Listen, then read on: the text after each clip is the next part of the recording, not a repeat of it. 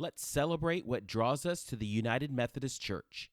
The BUMC Leader Toolkit equips local churches and annual conferences by providing messaging and resources. Visit resourceumc.org/BUMC. That's resourceumc.org/BEUMC.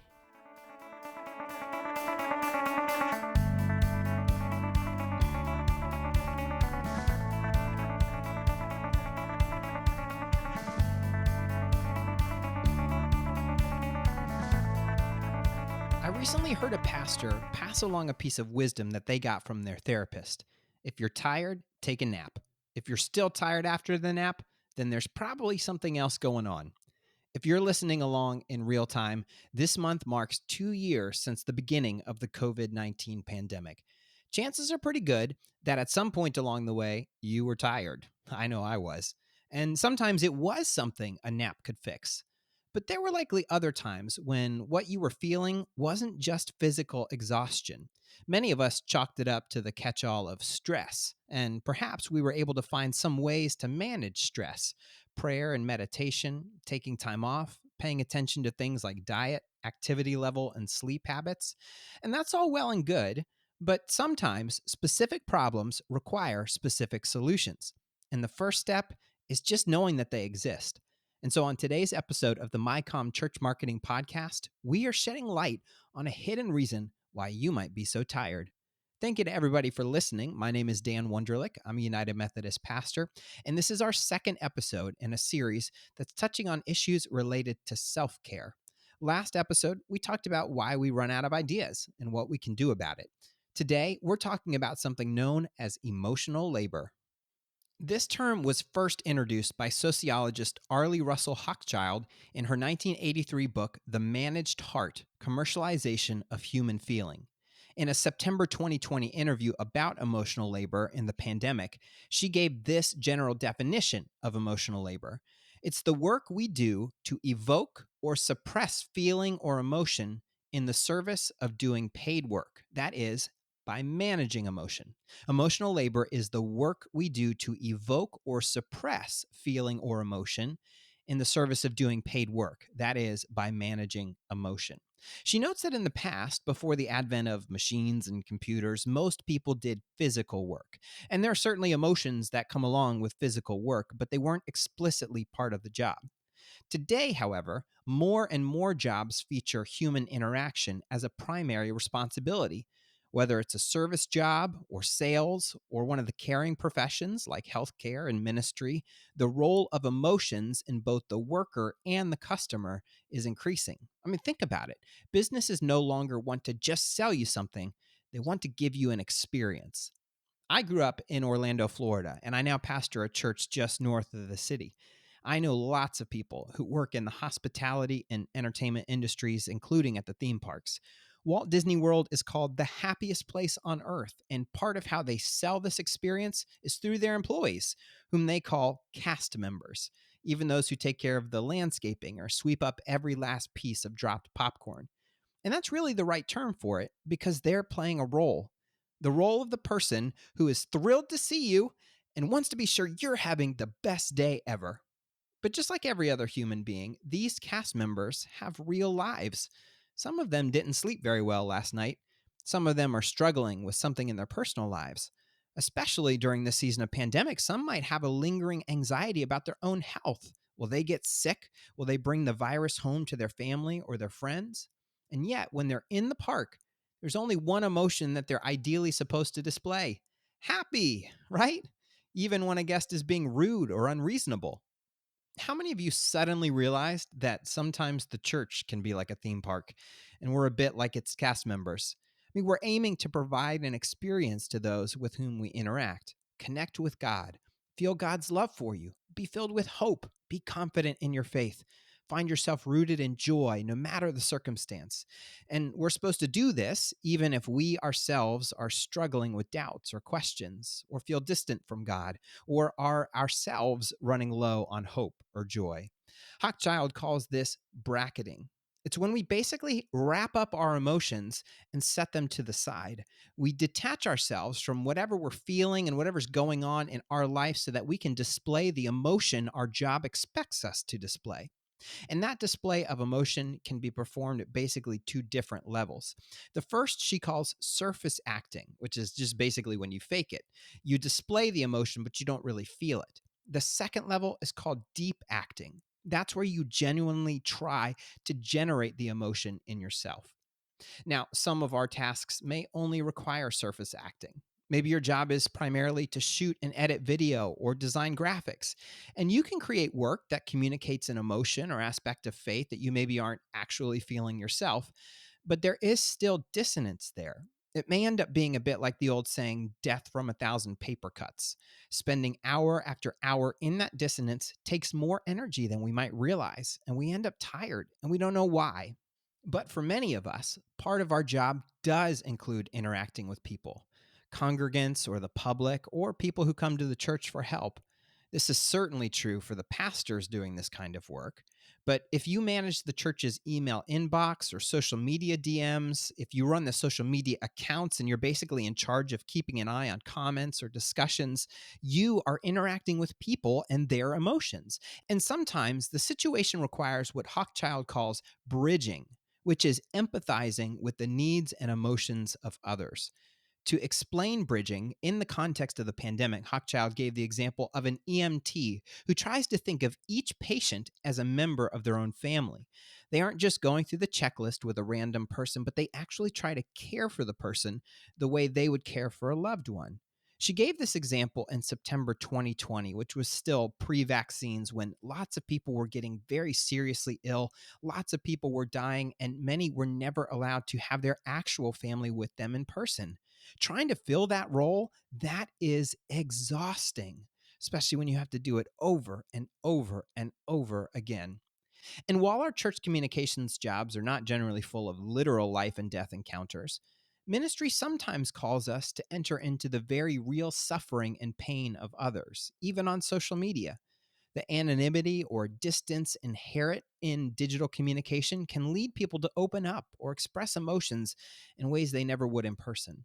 And suddenly, a post asking a silly question like, is a hot dog a sandwich?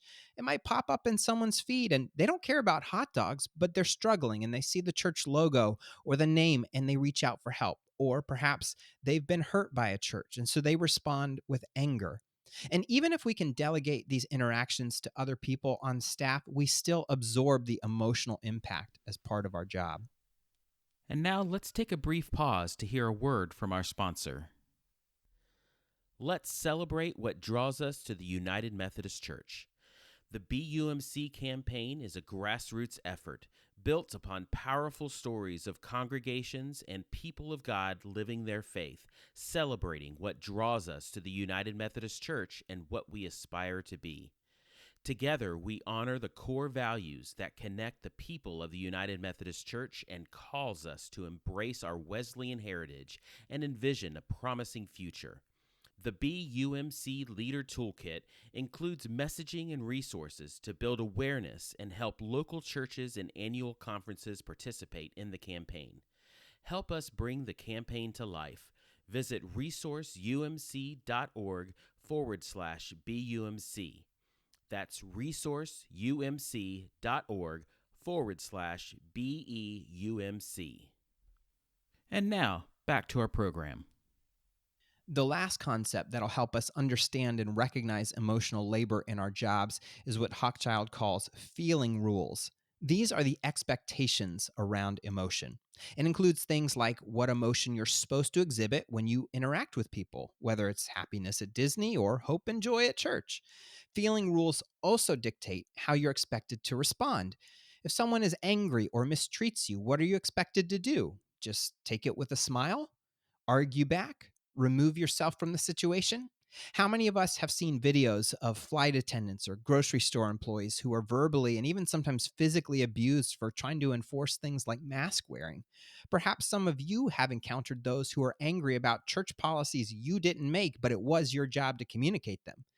A third aspect of feeling rules is the balance between the expected emotions and your authentic emotions. We can't just bracket and bridge forever. So, how and when is it appropriate for you to feel and express your own authentic emotions? Now, before we talk about ways to handle emotional labor, let's take a quick detour into that word authenticity. Authenticity is a buzzword in today's world, especially in ministry, isn't it? We want to demonstrate an authentic faith and be our authentic selves. If we don't, we're being fake, and we're told the world can see through that. And sure, there can be a lot of fake smiles on a Sunday morning, and there can be a lot of people, including pastors and church staff, pretending to have it all together. And we're told that the solution is to bring more of our authentic selves. But we've all seen instances where it goes too far to the opposite end, doesn't it? When someone's display of authenticity is actually not that helpful either. Marketing guru Seth Godin suggests that we're chasing the wrong goal. Rather than authenticity, what the world needs is professionalism. He gives the example of a surgeon. When they go visit a patient in pre op, what does the patient need to hear? That the surgeon didn't sleep well because they were up late fighting with their spouse? Or that the surgeon knows how much this procedure means to the patient, knows what the problem is, and that they're going to do everything they can to fix it? Notice that the second approach is not inauthentic, it's completely authentic, but it's also professional. It falls in line with the leadership communication principle everything said needs to be true, but not everything true needs to be said. To bring it over to the realm of faith, the Holy Spirit has a role in shaping our emotions and emotional responses to life. Yes, our emotions and the systems in our bodies that generate and regulate them are designed by God, but that doesn't mean we don't have a responsibility to develop discipline in them.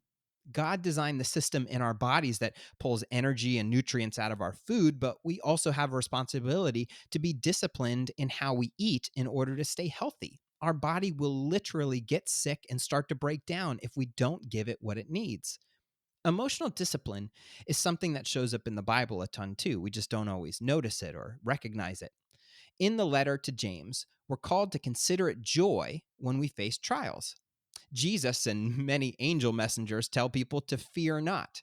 There are also countless verses on anger. And at the same time, we see in the Psalms and other places that prayer is a safe place to express the full spectrum of human emotions, even including anger at God. When we hold all of these things together, we find a God who is comfortable with our emotions, but who also gives us resources like the Holy Spirit to help us discipline our emotions and shape how we see, experience, and respond to life, the world, and the people around us. The point of this little detour is that emotional labor is not just faking it. It is an important part of our role and a responsibility as people who represent Jesus and his church.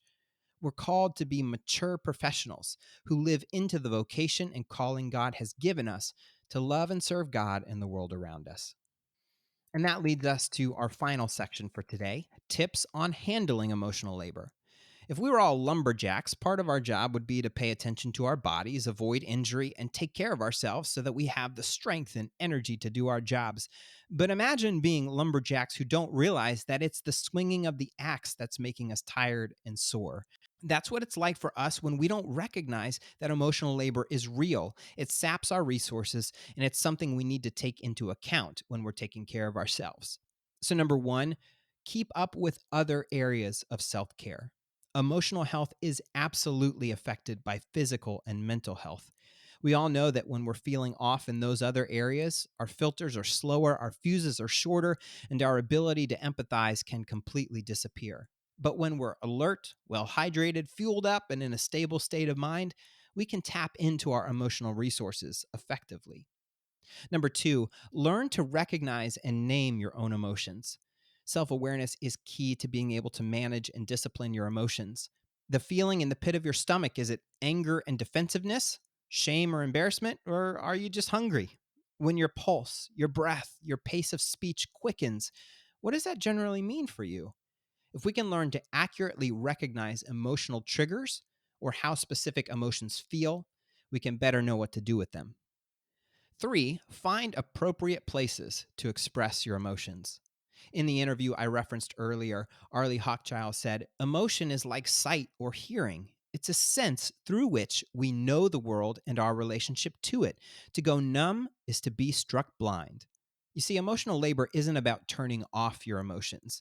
It is, in part, about knowing how to discipline them so that you can experience them and express them at the right time, whether that's bracketing them for later or knowing that you need to step away now so you can deal with them in the moment. It's critical that we all have safe places and safe relationships in which we don't have to be the professional only concerned about what others need from us. And make no mistake, this is not just about work. There are some friend and family dynamics and situations in which we're still playing a role in providing services to others, even if we aren't being paid for it. Number 4, remember that emotion is actually part of your job. Part of the reason emotional labor is such a hidden cause of stress and exhaustion is because we don't consciously think about emotion as part of our job. Likely, your job description or list of responsibilities doesn't include emotional components, but they are absolutely part of your job. And think about it.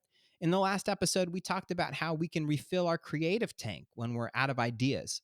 If we sit down to start the day and we've got no ideas, it's not a bad idea to spend a bit of time looking for inspiration and input that our brain can use to make new connections. But if we don't think of emotion as part of our job, we likely aren't checking that tank to make sure it's full too. Explicitly naming emotion as a part of our job makes it much more likely that we'll tend to it. And fifth and finally, determine what authenticity and professionalism look like in your role.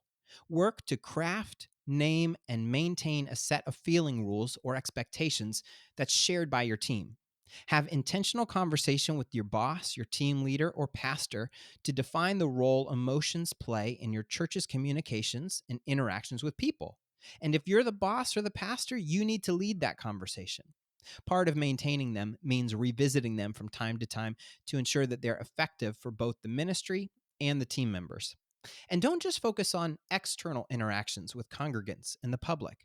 What's expected within the organization or the team as well? And how do you provide time and space for each person to experience and express their own emotions as well? And now, listeners, we want to hear from you. In what ways is emotional labor part of your job?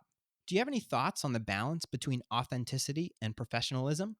Email us at podcast@umcom.org, and we just might share your thoughts or recommendations on a future episode. And you can, of course, use that email, podcast@umcom.org, to send us any feedback or topic suggestions for future shows. We always love hearing from you. And as always, the easiest way to support this show and help other church communicators like yourself find it is by sharing this episode with your friends and colleagues and by leaving a review on Apple Podcasts, Google Podcasts, Spotify, or whatever service you're listening to right now. And did you know that United Methodist Communications has celebrated 80 years of ministry? Your support ensures that the latest denominational news, dynamic stories, and informative articles will continue to connect our global community. Make a tax-deductible donation today at resourceumc.org/giveumcom. Thanks again for listening to the MyCom Church Marketing Podcast.